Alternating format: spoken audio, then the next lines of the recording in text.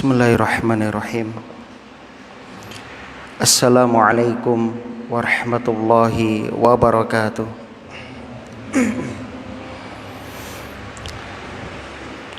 Innal hamdalillah nahmaduhu wa nasta'inuhu wa nastaghfiruh wa na'udzu billahi min syururi anfusina wa sayyiati a'malina. May yahdihillahu fala mudhillalah wa may yudlil fala hadiyalah. Asyhadu an la ilaha illallah wahdahu la syarikalah wa asyhadu anna Muhammadan abduhu wa rasuluh. Qala Allahu ta'ala fil Qur'an, a'udzu billahi minasyaitonir rajim. Ya ayyuhalladzina amanu taqullaha haqqa tuqatih wa la tamutunna illa wa antum muslimun.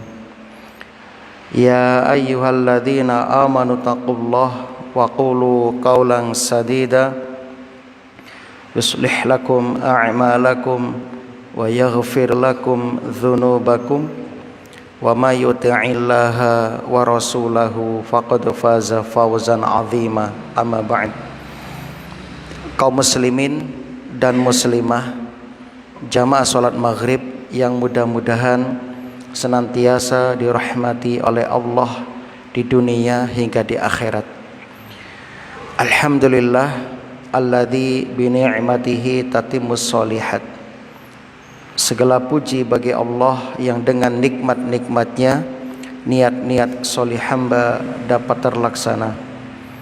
Kita bersyukur kepada Allah dengan berusaha meningkatkan ibadah kita kepada Allah Subhanahu wa ta'ala, berusaha untuk istiqomah di atas jalan Allah hingga kita menghadap Allah Subhanahu wa ta'ala. Dan mudah-mudahan Allah Subhanahu wa ta'ala menjadikan ilmu yang kita pelajari menjadi ilmu yang bermanfaat. Allahumma anfa'na bima 'allamtana wa 'allimna ma yanfa'una wa zidna ilman. Allahumma arinal haqqa haqqan warzuqna ittiba'ah wa arinal batila batila warzuqna ijtinabah. Salawat dan salam mudah-mudahan senantiasa tercurah limpahkan kepada Nabi kita Muhammad sallallahu alaihi wasallam, kepada keluarga dan juga para sahabatnya radhiyallahu anhum ajma'in. Allahumma sholli wa sallim ala nabiyyina Muhammad wa ala alihi wa ashabihi wa man tabi'ahum bi ihsanin ila yaumiddin. Kaum muslimin dan muslimah, saudara-saudariku yang mudah-mudahan dirahmati oleh Allah di dunia hingga di akhirat. Alhamdulillah, kita akan melanjutkan kembali pembahasan tentang larangan mendekati sholat dalam keadaan mabuk, yang mana pada pertemuan yang lalu kita sempat menjelaskan bahwasannya di awal-awal Islam khamr itu tidak dilarang secara total oleh Allah Subhanahu wa ta'ala pada permulaan dakwah. Namun khamr itu pengharamannya melalui beberapa fase atau tahapan. Tahapan yang pertama, awalnya khamr itu dibolehkan, sebagaimana disebutkan dalam surah An-Nahl ayat yang ke-67. Tahapan yang kedua, turun ayat berisi perintah untuk menjauhkan diri dari khamr, karena bahayanya, mudorotnya itu lebih besar daripada maslahatnya, sebagaimana disebutkan dalam surah Al-Baqarah ayat 219. A'udzubillahi minasyaitonir rajim. Yas'alunaka anil khamri wal maisir.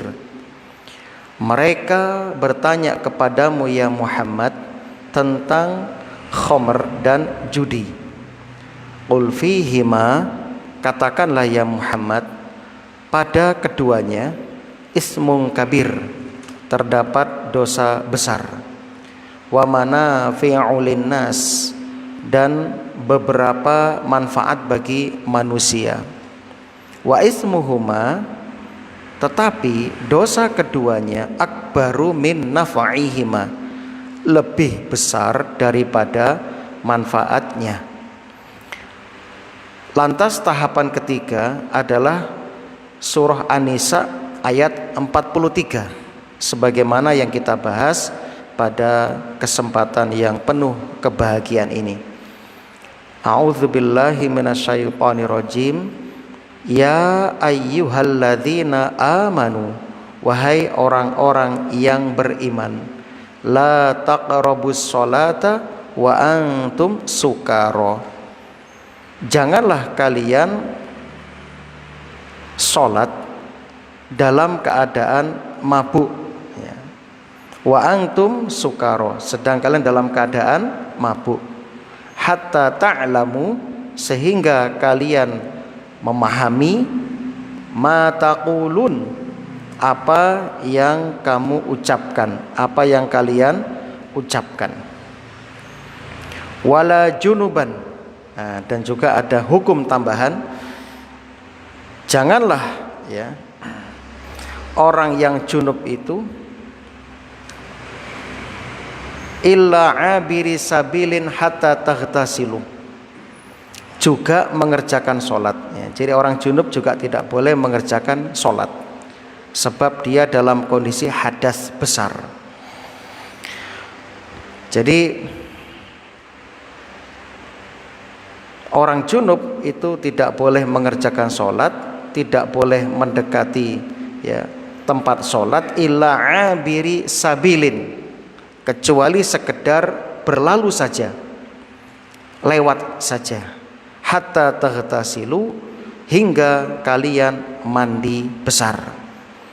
Wa in kuntum mardah, dan jika kalian sakit, aw ala safarin, atau kalian ya dalam keadaan safar, bepergian, aw jaa ahadum minkum minal ghaiti, atau salah satu di antara kalian selesai dari tempat buang air, ya, dari qadaul hajat, misalnya buang air besar atau buang air kecil, ya.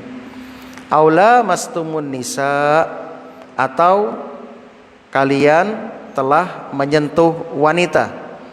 Nah, menyentuh nanti kita juga akan jelaskan lagi.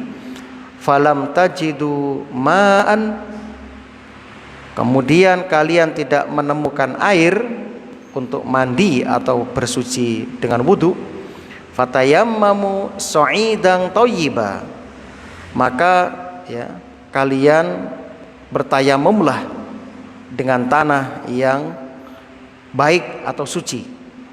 Famsahu biwujuhikum, usaplah wajah kalian, wa aidikum, dan kedua tangan kalian.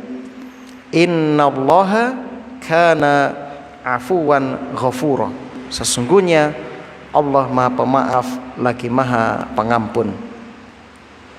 Kemudian tahapan yang terakhir dari pengharaman khamr, yang artinya khamr tegas diharamkan sampai hari kiamat, yaitu surah Al-Maidah ayat 90. Ya ayyuhalladzina amanu innamal khamru wal maisir wal ansabu wal azlamu rijsun min amalis syaiton fajtanibuhu la'allakum tuflihun. Nah, ini tegas. Hai orang-orang yang beriman, sesungguhnya khamr, judi, di sini maksudnya minum, ya, minum khamr, berjudi, wal ansab, ya, kemudian berkorban untuk berhala, wal azlam, mengundi nasib dengan anak panah, itu semua adalah rijsun, ya, kotor. Min amali syaiton, termasuk perbuatan setan. Fajtanibuhu, maka jauhilah, la'allakum tuflihun, agar supaya kalian mendapat keberuntungan. Nah, agar kalian mendapat keberuntungan.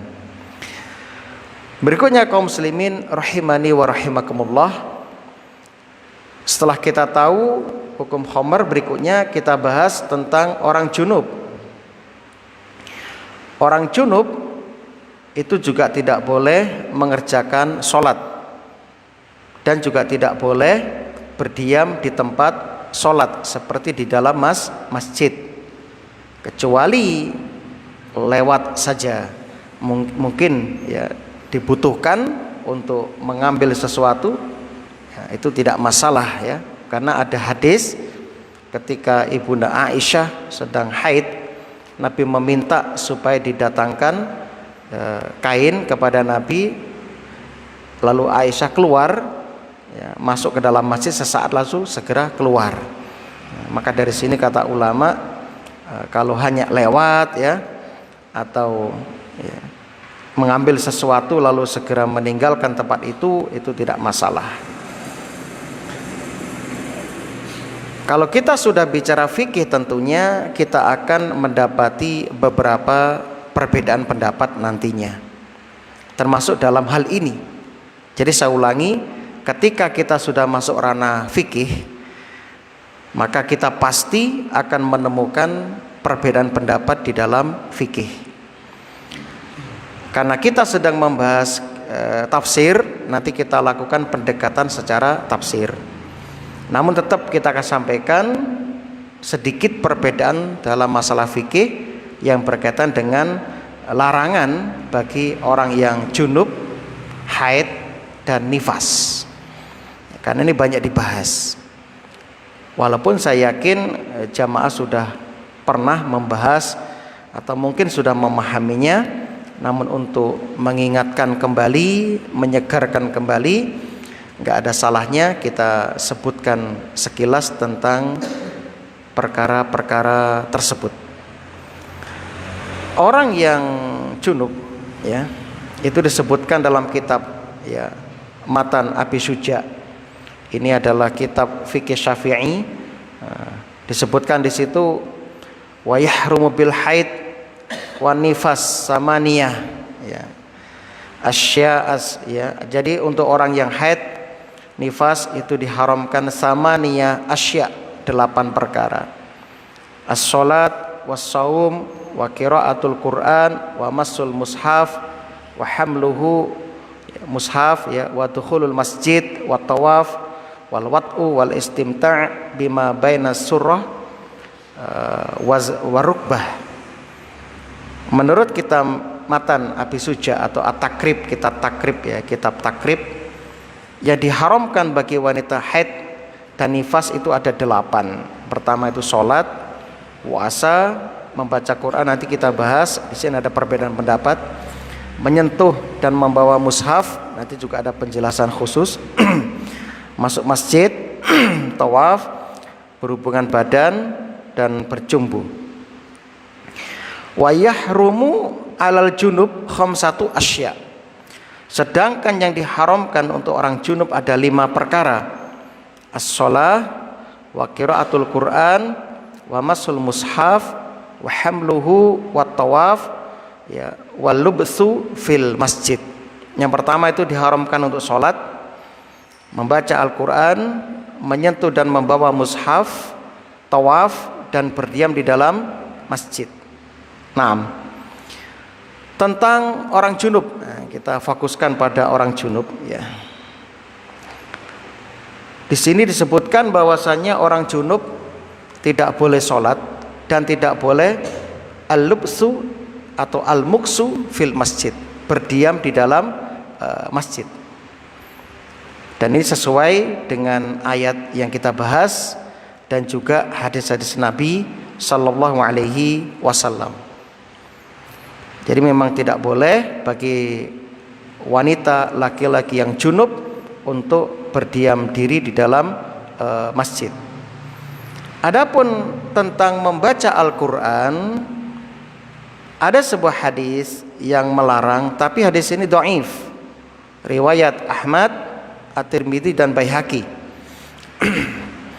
La yaqra'ul junub walal haid syai'an minal Qur'ani.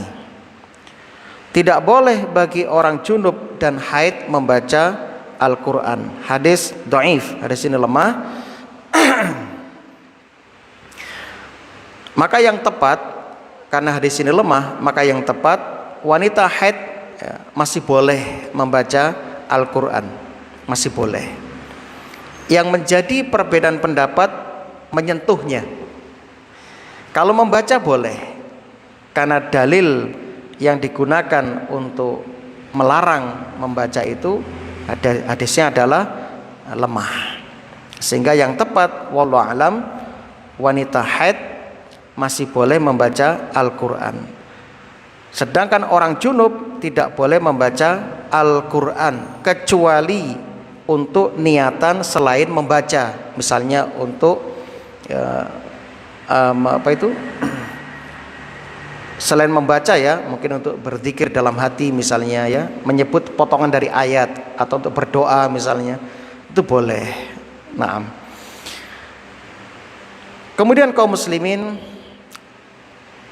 4 imam atau jumhur mereka sepakat haram bagi orang yang junub membaca Al-Quran. Ini sepakat dari empat imam. Di antara dalil yang digunakan oleh jumhur atau 4 mazhab, yaitu hadis riwayat Ibnu Hibban dan juga Abu Ya'la dalam musnadnya, yang hadis ini derajatnya hasan, dari sahabat Ali bin Abi Thalib radhiyallahu anhu, anna Nabiya sallallahu alaihi wasallam kana la yahjubuhu an qiraatil Qur'ani syai' illa ayyakuna junuban. Nabi sallallahu alaihi wasallam melarang dari membaca Al-Quran sedikit pun juga, kecuali dalam Nabi la yahjubu, tidak menghalangi atau tidak melarang an qiraatil Quran, dari membaca Al-Quran syai' sedikit pun ya, illa ayyakuna junuban, ini kecuali dalam keadaan junub. Maka dari sini jumhur berpendapat ya, bahwasanya orang junub tidak boleh membaca Al-Quran. Orang junub tidak boleh membaca Al-Quran. Naam. Kemudian tentang memasuki masjid, ada hadis riwayat Abu Dawud nomor 232. La uhillul masjid ya, lihaidin wala junubin. Tidak dihalalkan masjid bagi wanita haid dan orang yang sedang junub. Hadis ini dhaif ya, hadis ini lemah. Hadis ini lemah. Nah, namun jumhur ulama ya, berdasarkan ayat ini An-Nisa, mereka menyebutkan satu hukum, orang junub kalau berdiam dalam masjid nggak boleh, tapi kalau hanya sekedar lewat itu boleh. Nah, ini pendapat jumhur ya. Kaum muslimin rahimani wa rahimakumullah, karena yang dilarang di sini adalah larangan mengerjakan sholat ya, bukan larangan ya berdiam di lewat di dalam masjid, bukan. Jadi di sini maksudnya apa? La taqrabus sholata wa antum sukara hatta ta'lamu ma taqulun wala junuban. Kan satu paket di sini. Jadi ini menunjukkan hukum orang junub tidak boleh sholat. Dan kalau dia ya mau lewat dalam masjid boleh-boleh saja. Nah, begitu. Wallahu a'lam bishawab. Kita tetap menghormati perbedaan pendapat. Kalau ada yang berpendapat lain ya monggo. Sedangkan wanita haid, dia itu boleh lewat di masjid, boleh diam di masjid dengan syarat tidak mengotori masjid, itu boleh ya. Sebagaimana hadis Muslim nomor 298, nawilni humrah minal masjid, kata Rasul Aisyah, ambilkan untukku humroh, itu sajadah ya, sajadah kecil atau kain kecil, minal masjid, dari masjid. Lalu Aisyah mengatakan, ya Rasulullah, ini haid, aku sedang haid ya Rasul. Faqala Rasulullah sallallahu alaihi wasallam, inna haidotaki laisat fiyatiki. Sesungguhnya haidmu itu bukan pada tanganmu. Nah, maka dari sini menunjukkan wanita haid boleh masuk masjid atau duduk di dalam masjid selama tidak mengotori masjid. Wallahu alam. Namun yang lebih selamat untuk kehati-hatian, maka selama haid hendaklah menjauhi masjid, kecuali darurat, ada hajat yang nggak bisa ditinggalkan, harus masuk ke dalam masjid, monggo. Nah, berikutnya di sini, sampai kapan tidak boleh di dalam masjid? Hatta taghtasilu, sampai mandi besar. Wa in kuntum mardah, dan jika kalian sakit, au ala safarin, atau sedang safar, atau ya selesai dari buang hajat, atau lamastumun nisa. Nah, ini dia yang kita bahas, atau menyentuh wanita. Nah, menyentuh di sini ya dijelaskan oleh para ulama tafsir, maksudnya adalah berhubungan badan. Berhubungan badan. Ya. Sebab banyak hadis-hadis Nabi SAW habis berwudu hendak sholat Jumat mencium kening istri-istrinya. Ya, bahkan ketika Nabi sholat, Nabi memegang kedua ya kaki Aisyah, dan Aisyah merasakan dingin ya kedua tangan Nabi ketika memegang untuk memindah kakinya.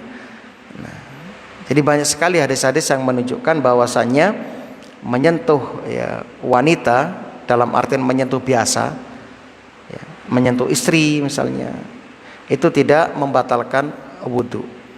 Dan kami tetap menghormati pendapat yang menyatakan membatalkan wudhu ya, tetap ya. Tapi kami pribadi lebih condong kepada pendapat para sahabat yang menafsiri lamas di sini adalah berhubungan badan. Nah, jadi orang yang berhadas kalau tidak mendapati air hendaknya bertayamum. Bertayamum. Cara tayamum, famsahu biwujuhikum wa aidikum. Cukup dengan mengusap wajah dan kedua tangan. Dari sini belum jelas. Maka kita lihat praktek Nabi. Bagaimana Nabi bertayamum? Nah, ternyata prakteknya Nabi tepukkan kedua tangannya di debu yang suci, kemudian Nabi tiupkan ya. Kemudian Nabi gosokkan, nah, kemudian di telapak tangannya, selesai ya. Tidak perlu sampai siku, mudah sekali ya. Nah, itulah yang dicontohkan oleh Rasulullah Sallallahu Alaihi Wasallam. Innallaha kana afwan ghafura, sesungguhnya Allah Maha Pemaaf dan Maha Pengampun. Nah, ayat ini memberikan beberapa faedah. Yang pertama, ayat ini menunjukkan urgennya sholat, pentingnya sholat, dan kita supaya memberikan perhatian yang besar kepada sholat. Ini yang pertama, karena sholat itu merupakan perkara yang pertama dihisab di hari kiamat antara hubungan kita dengan Allah. Kalau sholat kita baik, maka yang lain akan baik. Kemudian sholat merupakan ya, sarana yang paling paling afdol, paling cepat untuk kita berinteraksi, berdialog dengan Allah. Maka Nabi ketika menghadapi masalah yang berat, yang sulit, Nabi itu langsung sholat ya. Nabi sholat ya, Masya Allah ya. Jadi sholat itu memang suatu ibadah yang luar biasa. Terbukti syariat yang lain itu kewajibannya Allah ya perintahkan Jibril untuk menyampaikannya. Namun khusus sholat Allah langsung ya panggil Nabi kita melalui peristiwa Isra dan Mi'raj, naik saat ke langit 7, tembus ke Sidratul Muntaha. Di sana langsung Allah perintahkan sholat yang awalnya 50 kali dalam sehari semalam. Kemudian berkat ya usulan dari Nabi Musa alaihissalam di langit yang ke-6, akhirnya Rasulullah SAW meminta keringanan kepada Allah sampai diputuskan dan Nabi puas dengan keputusannya, yaitu sholat yang diwajibkan kepada kita umat Islam 5 kali dalam sehari semalam. Naam. Maka tolong para bapak lan ibu, saudara-saudariku, jaga sholat. Hafidhu ala sholat, ala sholawati was sholatil wusta, terutama sholat subuh dan juga sholat asar itu penting dijaga. Pelajaran yang berikutnya, di antara yang menunjukkan pentingnya sholat ini, terbukti Allah ya memanggil dengan panggilan sifat keimanan, ya ayyuhalladzina amanu. Nah, panggilan ini menunjukkan apa? Perkara yang sangat penting. Sebagaimana bapak ketika dipanggil, Pak, sini Pak, nah, langsung noleh. Kenapa? Biasa ada yang penting mau disampaikan. Nah, pelajaran berikutnya, ya, ayat ini ya, menunjukkan halalnya khamr di awal Islam, di awal Islam. Ya. Kenapa? Karena Allah di ayat ini ngasih rukhsah boleh minum khamr di luar waktu sholat. Dan ini ingat bagian dari tahap proses pengharaman khamr. Nah, jadi kalau memahami ayat jangan berpegang ini saja. Ya, nanti harus pakai ayat yang lain. Masya Allah ya. Pelajaran berikutnya, ya, ayat ini menunjukkan orang yang sedang mabuk ucapannya tidak dianggap. Misalnya ada orang mabuk pulang, kamu tak cerai, nah, kepada istrinya, dia awakmu tak pegat, tapi mabuk, maka tidak dianggap. Nah begitu. Dan sebaliknya, ya, ucapan cerai itu walaupun guyon itu jatuh, Pak. Misalnya guyon, dek awakmu tak pegat, itu jatuh, Pak. Ya, sebab Rasul mengatakan 3 perkara serius dan guyonnya itu jatuh. Nah, makanya jangan macam-macam dengan ucapan talak. Ya. Tolong jenengan para bapak ketika mengatakan qabiltu nikahaha itu mengantongi 3 talak, Pak. Talak 1, talak 2, talak 3. Jangan sampai ini digunakan.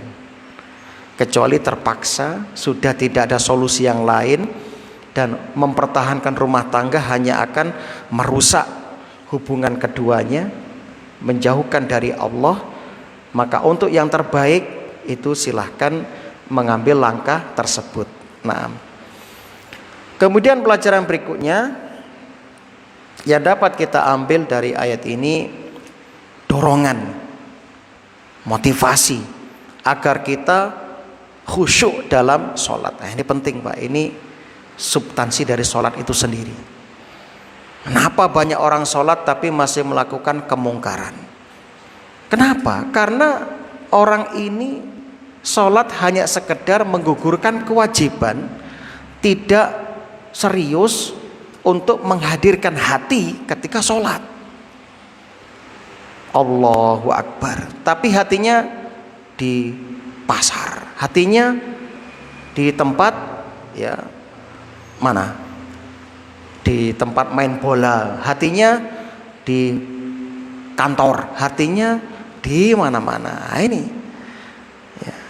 Makanya kaum muslimin kita supaya banyak-banyak berlindung kepada Allah dari hati yang tidak khusyuk, Di antara doanya dulu pernah kita sampaikan, Rasul Shallallahu Alaihi Wasallam mengajarkan sebuah doa, Allahumma ati nafsi taqwaha zakkiha anta khairu man zakkaha anta waliyuha wa maulaha. Lanjutannya, Allahumma inni a'udzubika min ilmin la yanfa'u wa min qalbin la yakhsha'u wa min nafsin la tashba'u wa min da'watin la yustajabu laha. Ya, Allahumma ini, ya Allah, sesungguhnya aku a'udzubika, berlindung kepadamu, min ilmin la yanfa', dari ilmu yang tidak bermanfaat, wa min qalbin la yakhsha', dari hati yang tidak pernah khusyuk, wa min nafsin la tashba', dari jiwa yang tidak pernah puas, alias rakus, tomak, enggak qanaah, wa min da'watin la yustajabu laha, dan berlindung kepadamu dari doa yang tidak dikabulkan. Nah, ini penting kaum muslimin, dihafalkan doa ini. Ini dapat ijazah jenengan dari Nabi Shallallahu Alaihi Wasallam. Banyak orang datang ke kiai-kiai untuk mendapatkan ijazah. Ini Nabi kasih ijazah nggak diamalkan. Ya, amalkan sunnah Nabi Shallallahu Alaihi Wasallam. Jadi upayakan jamaah meningkatkan kualitas sholatnya. Diawali dengan memahami bacaan takbiratul ihramnya, sebab takbiratul ihram ini penentu kekhusyuan sholat kita. Kalau sampai jenengan paham kalimat Allahu Akbar, Allah yang paling besar, berarti semua yang ada itu kecil. Ya, hadirkan Allah saja yang paling besar. Ya, perusahaan Anda, sawah ladang Anda, istri-istri Anda, semuanya dunia Anda kecil, hanya Allah yang besar. Maka ketika kita sudah angkat tangan Allahu Akbar, ini kan kata ulama isyarat, ya. Ketika angkat tangan Allahu Akbar seakan-akan apa? Semuanya dibuang, dikesampingkan sudah ketika sholat, hanya fokus Allahu Akbar, Allah yang paling besar. Jadi ketika sholat, mohon maaf, Anda masuk masjid saja melepas sandal, itu isyarat. Sandal kan bagian dari dunia kita, maka dunia tinggalkan di luar masjid. Nah, kan begitu. Sehingga Nabi melarang jual beli di dalam masjid. Kenapa? Ini tempat pasarnya akhiratnya di sini, Pak. Jadi kalau jenengan pingin datang ke pasar akhirat, pasaran akhirat, ya saat ini ketika sholat 5 waktu, ketika kajian, ketika baca Quran, zikir di masjid, itu pasar akhirat. Maka ketika di pasar akhirat jangan ngomong dunia. Nah, fokuskan, Pak. Terus pahami dari bacaan iftitahnya, entah yang Allah Akbar kabiro atau Allahumma ba'id, semuanya itu dipahami artinya. Itu indah sekali artinya, dan itu bisa mendatangkan kekhusyuan. Pahami basmalahnya, ta'awudnya, al-fatihahnya, surat-suratnya yang dibaca, bacaan rukuk sujudnya itu pahami. Masya Allah. Jadi upayakan kita itu sholat itu hadirkan, ini sholat yang terakhir. Nanti sholat isya juga demikian. Tanamkan dalam hati Anda, ini sholat isyaku yang terakhir.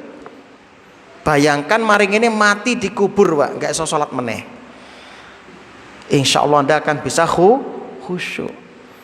Singgarake jenengan boten khusyuk napa? Panjang angan-angan. Rumangsa umure sik dawa.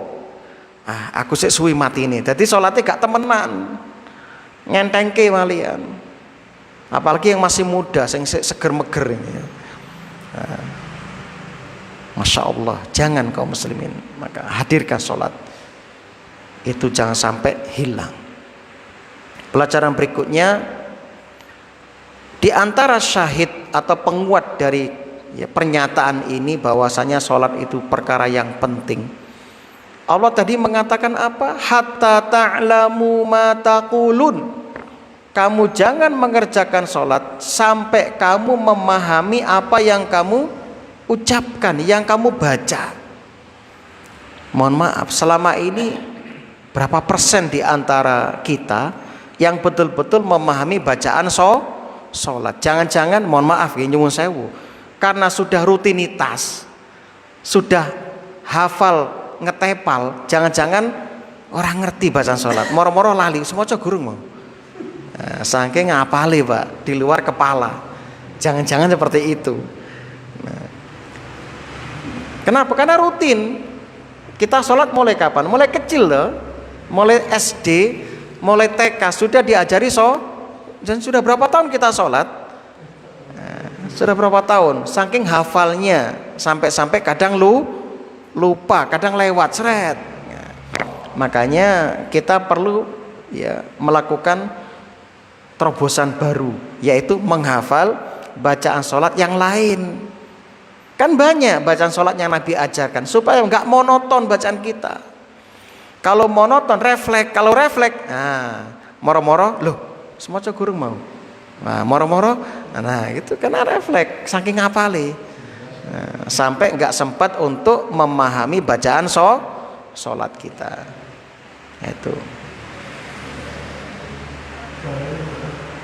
Kemudian kaum muslimin, dan juga di antara syawahidnya lagi, ya, ketika hendak sholat, kemudian makanan sudah dihidangkan, maka kita yang dalam kondisi lapar itu dianjurkan makan dulu sebelum sholat. Kan begitu kata Rasul.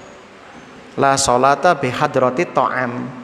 Tidak ada sholat ketika makanan sudah dihidangkan. Kata ulama, ini berlaku bagi orang yang betul-betul sudah lapar, dan kalau nggak makan itu nggak fokus.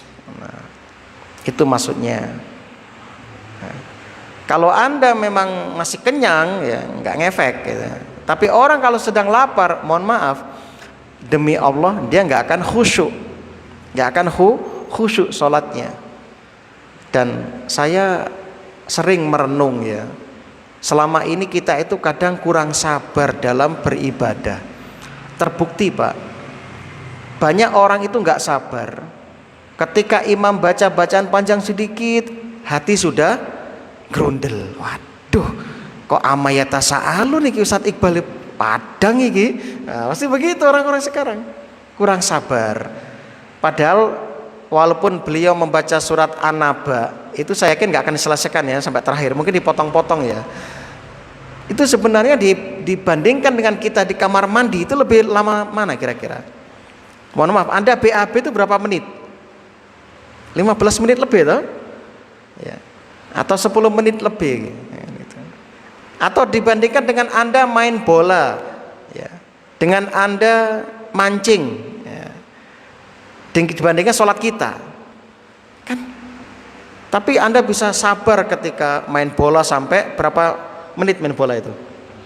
45 kali 2 kan? Masya Allah, Anda bisa sabar. Mancing kadang setengah hari ya, kadang 1 hari ya. Anda bisa sabar. Kalau jolo cepet Pak, saya nggak pernah lama jolo. Pokok warung kita buka balik Pak. Karena target jolo kan apa? Ben mangane seneng olahraga. Pokok warungnya buka, terus balik warungnya buka, udah pulang.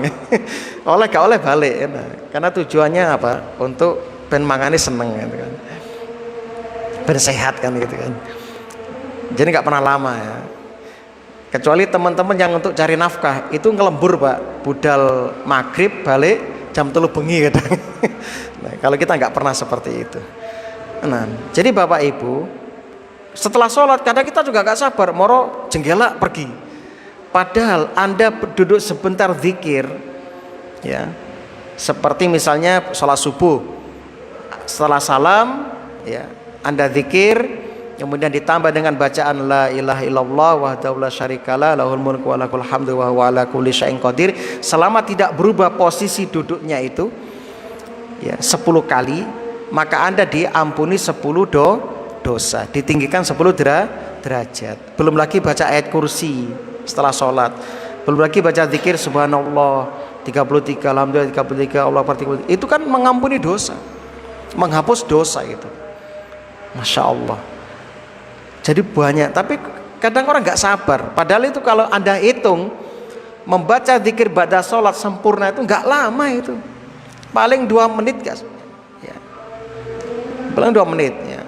Kalau orang yang serba cepat, subhanallah, subhanallah, subhanallah, paling nggak sampai 2 menit ya, berarti. Nah. Maka kaum muslimin yang berbahagia, ini perlu dibiasakan. Monggo yang sabar untuk meraih akhirat. Wong akhirat itu kekal abadi selamanya kok. Nah begitu. Jadi upayakan mulai sekarang ketika sholat disiapkan. Mulai dari rumahnya, yang mau BAB dulu, gak usah ke susu. Selesaikan hajatnya. Kemudian perbagus wudhunya, diawali dengan mungkin sikat gigi, pakai siwak ya. Pakai siwak ya. Anda harus punya siwak ya.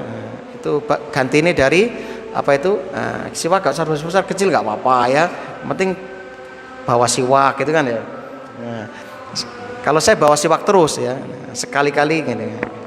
Nabi itu Pak, kalau mau masuk rumah siwakan dulu. Kenapa? Nabi gak seneng ketika bertemu istrinya dalam keadaan tidak sedap baunya. Mohon maaf, nyuwun sewu, sing tasik ngeces itu kalau mau pulang itu bersihkan dulu. Kalau bisa pulang ke rumah sudah bersih, nggak ada bau asap rokok. Nah, kalau bisa begitu. Nah, kalau bisa, kayak Rasul itu masuk rumah siwakan dulu, baru setelah itu masuk rumah. Masya Allah ya, begitu mulia adab Rasul Shallallahu Alaihi Wasallam. Kemudian pakai baju yang layak, kalau mau mandi yang mandi dulu. Ya. Kemudian berangkat ke masjid dengan tenang, nggak boleh tergesa-gesa. Walaupun sudah qomat, nggak boleh Anda gendandapan, nggak boleh, tetap ya wakor, as-sakinah wal wakor kata Rasul, tenang ya. Nanti ketinggalan Ustaz, nggak apa-apa ketinggalan, yang ketinggalan tambah gitu aja, yang penting Anda khusyuk dalam sholat. Nah itu kaum muslimin. Nah ini tolong diperhatikan. Jadi untuk menghadirkan kekhusyuan nggak mudah.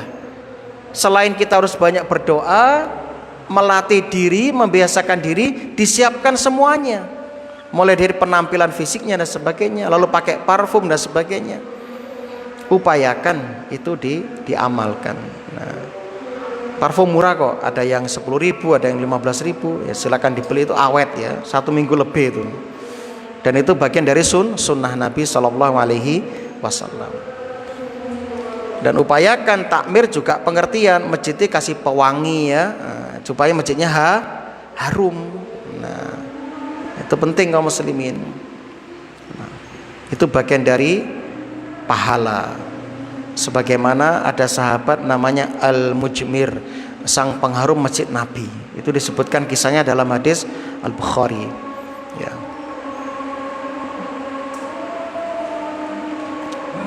Kaum muslimin rahimani wa rahimakumullah. Kita lanjutkan. Dan nanti ketika Anda sholat, biasanya dari sini kita tahu setan akan datang menggoda Anda. Kenapa Nabi menyebutkan ya, anna syaitana idza sami'a nida, setan itu kalau mendengar adzan adbar, dia tuh kabur Pak, lari. Lahu durat, sambil mengeluarkan kentut yang suaranya besar, daud ya, supaya enggak mendengar adzan. Kan begitu. Jadi ketika ini sahih hadisnya, yaitu riwayat Al-Bukhari dan Muslim. Al-Bukhari 608, Muslim 389. Jadi ketika adzan berkumandang, setan lari terbirit-birit Pak, sambil kentut daud ya, supaya enggak mendengar suara adzan. Min syiddati ma sami'a. Ya, karena enggak kuat dengan yang didengarkan. Lalu setelah adzan selesai, setan datang lagi Pak, godain orang-orang itu supaya enggak segera jamaah, supaya malas dan sebagainya, terus digodain. Fa idza uqimatis shalah, kalau qomat ditegakkan, setan lari lagi Pak, sambil terkentut-kentut. Nah, setelah selesai qomat, setan datang lagi menggoda kita sambil membisikkan kepada kita, uzkur kada, elingo iki, elingo kuwi. Nah, itu setan Pak. Sampai akhirnya kita pun enggak fokus. Makanya dari kata ulama, dari ayat ini hatta ta'lamu ma taqulun, ini menunjukkan apa? Ini menunjukkan pentingnya kita menjaga konsentrasi ketika Sholat, agar kita ketika sholat memahami bacaan kita. Kenapa? Karena setan ikut andil di sini, Pak, menjadikan Anda itu lupa. Nah, sampai ada hadis yang lemah mengatakan laisa laka min sholatika illa ma aqalta minha. Ya.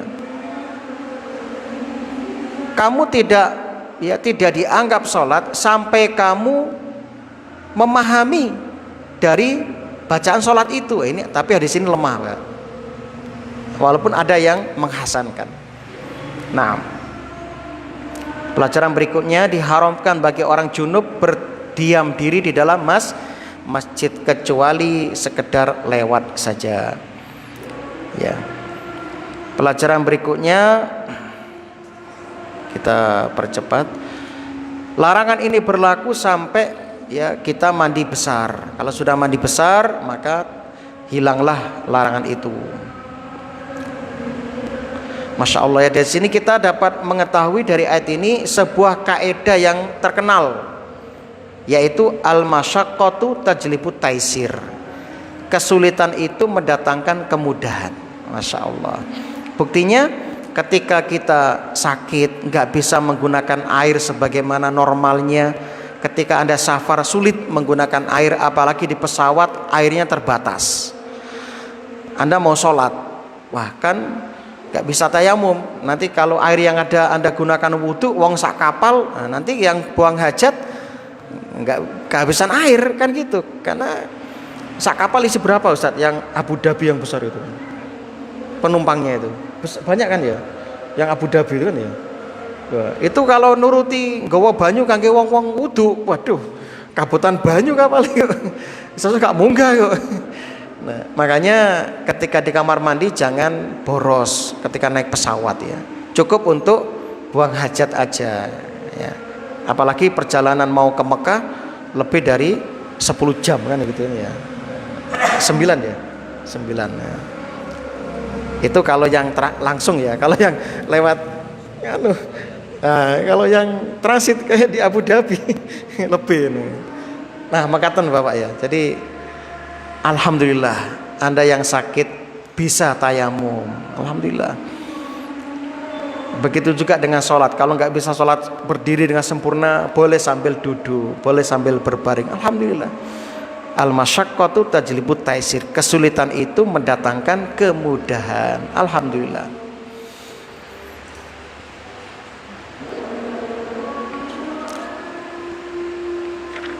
Tapi saya kira itu untuk materi kita di malam hari ini. Mudah-mudahan ini memberikan motivasi kepada kita untuk lebih memperhatikan sholat-sholat kita, lebih khusyuk.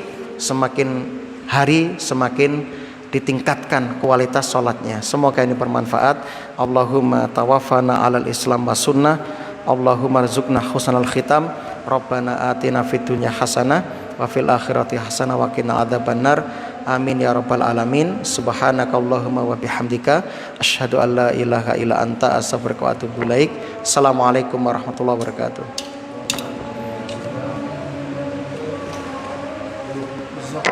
Wah, ya.